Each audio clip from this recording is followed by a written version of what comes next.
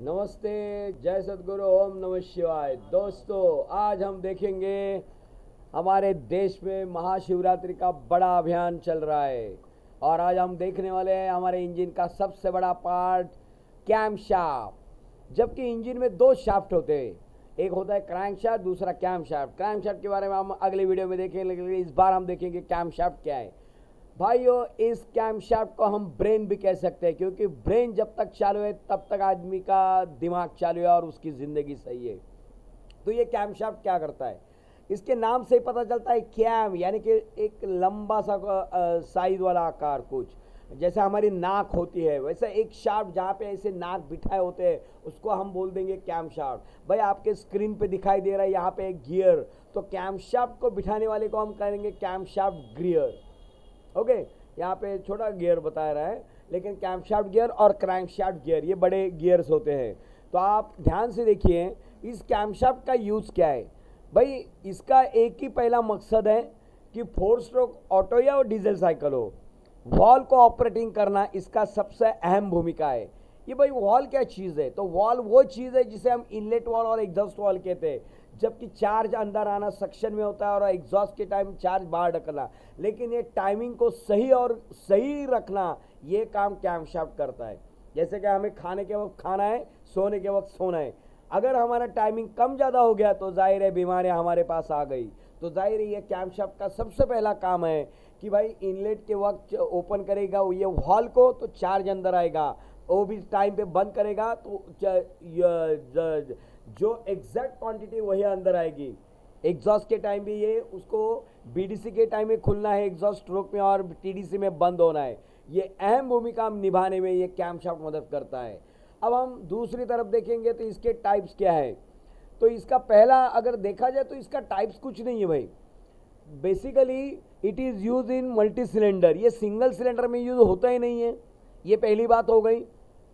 Okay, हालांकि diesel engine में हो रहा है बट वहाँ पे वो ऑयल पंप के लिए भी यूज़ किया जाता है। इसका दूसरा फंक्शन है, पहला तो हमने देख लिया है कि वॉल ऑपरेटिंग करना, और दूसरा है ऑयल पंप या डिस्ट्रीब्यूटर जो पेट्रोल इंजन में होता है उसको ऑपरेट करना। यानी कि ये क्रैंकशाफ्ट की तरह ये भी बहुत अच्छा काम कर रहा है। आप देख रहे हैं मेरी 4 नंबर वाली फिगर जो स्टॉक कैमशाफ्ट लिखा है, वहाँ पे देखिए ये शाफ्ट होता है राउंडेड वाला बनाया हुआ।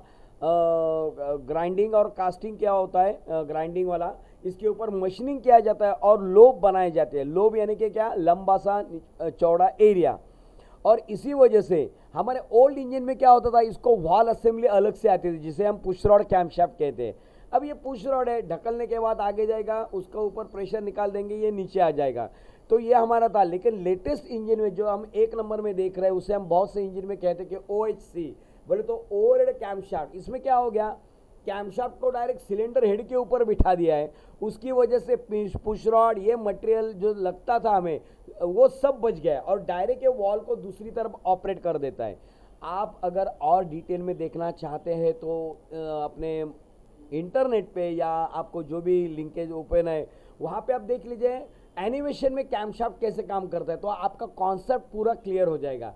And the main function is that it converted the rotary motion into reciprocating motion. Okay, ये खुद गोलाकार जब घूम जाता है तो पुश रॉड को वर्टिकल में आगे पीछे ऊपर नीचे कर देता है, मतलब रोटरी का इसने रेसिप्रोकेटिंग में कन्वर्जन कर दिया है। ये सबसे इसका दूसरा काम है। ओके दोस्तों, तो हम आगे भी तरह चलते हैं। इंजन ब्लॉक में इसको बिठाया जाता है, जबकि हमने देखा है camshaft material strength and durability. ये बेसिकली तो हमारे इंजन के मैक्सिमम पार्ट्स है वो कास्ट आयरन के बनाए होते हैं। सिलेंडर ब्लॉक होता है, पूरा पुराने ज़माने पिस्टन भी था, अभी ये कैमशाफ्ट बनाया जाता है, क्रैंकशाफ्ट बना रहे हैं। और इनकी वजह, इनके ऊपर मशीनिंग, पॉलिशिंग, ग्राइंडिंग ये क्रियाएं करने के बाद जो कैम होता है एग्जैक्टली जिसे हम स्टील का बना होता है, ये ज़्यादा अच्छी तरह से जल्दी घिसने ना पाए, इसलिए इसके ऊपर नाइट्राइडिंग का प्रोसेस किया जाता है और चिलिंग, हार्डनिंग, मतलब एकदम हार्ड बना दिया जाता है। वो भी सही गलत रहेगा, सही रहेगा, सही नहीं रहेगा। और यहाँ पे हम देख रहे हैं कि हमारा जो कैस्टाइन है ये मजबूत मटेरियल होने के बावजूद हम इसको अच्छी तरह से यूज़ कर सकते हैं। अब ये कैमशाफ्ट जो है इसका काम इतना ही है कि उसके ऊपर जो बिठाया जाता है पुराने ओल्ड में क्या बोलेंगे हम, लोब बोलेंगे, उसके अंदर पुश रॉड होता है और वो रॉकर असली को देता है। रॉकर असली आगे वाले वॉल को ऊपर नीचे अप या ऑन ऑफ कर देता है। तो ये काम के लिए हमेशा रोटेशन करते रहता है। और इसके प्रोफाइल भी रहती है, कभी कभी इसकी प्रोफाइल स्ट्रेंगली डायरेक्ट ट्रायंगल होती है, कभी थोड़ा चौड़ा हो जाता है, कभी और लंबा हो जाता है। That is depend on the design of the manufacturer. Manufacturer सोचता है कि वो कितनी देर तक वॉल को खुला रखे, बट वो सोचने से नहीं होगा। टीडीसी के पहले एक 10-12 डिग्री एंड सक्शन वॉल के लिए, और बीडीसी के बाद एक 20 से 40 डिग्री। ये अगर फुल टू ओपन रखेगा सक्शन 180 एंड कॉम्प्रेशन 180, तो इसका सही मायने में गलत इस्तेमाल हो जाएगा। तो इसलिए इसका सही टाइमिंग के ओपन रहना और क्लोज होना बहुत ज़रूरी है।